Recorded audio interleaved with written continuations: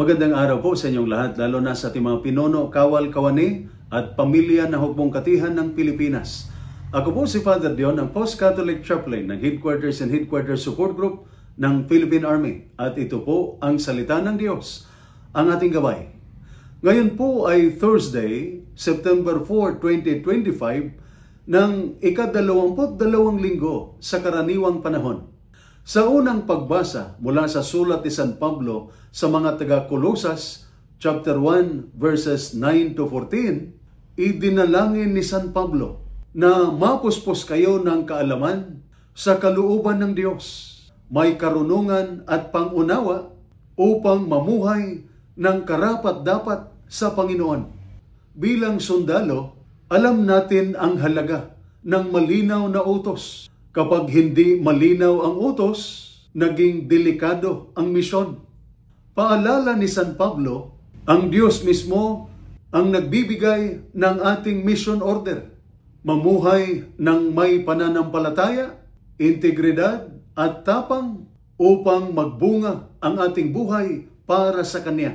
Sa Ebanghelyo mula kay San Lucas, chapter 5, verses 1 to 11, si Pedro at ang kanyang mga kasamahan ay nangisda buong magdamag, ngunit walang nahuli. Nang sabihin ni Jesus, sumulong kayo sa malalim at ihulog ang inyong lambat, sumunod sila at napuno ang kanilang lambat. Para sa ating mga sundalo, pamilyar ito sa atin. May mga panahong tila walang bunga ang ating hirap. Parang walang nakakapansin ng ating sakripisyo.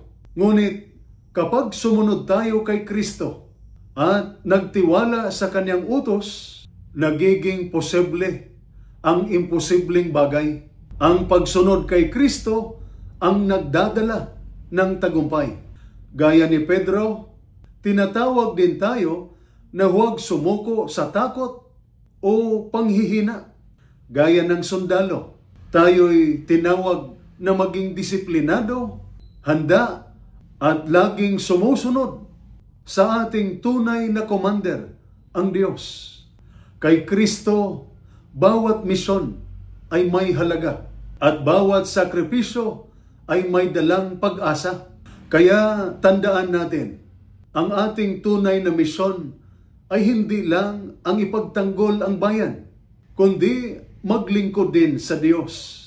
At kung si Kristo ang commander, may liwanag, may pag-asa, at may tagumpay.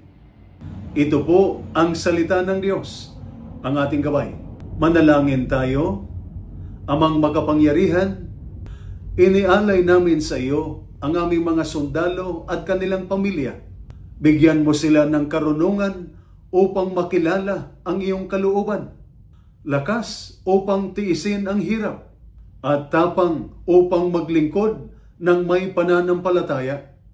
Ingatan mo sila sa panganib, gabayan sa bawat misyon, at pagpalain ang kanilang pamilya ng kapayapaan at pag-asa. Naway lagi nilang sundan si Kristo, ang kanilang tunay na commander, at matagpuan ang tagumpay sa iyong pag-ibig sa pamamagitan ni Kristo na aming Panginoon. Amen. At sumainyo at sa inyong pamilya ang pagpapala na makapangyarihang Diyos, Ama, Anak at Espiritu Santo. Amen.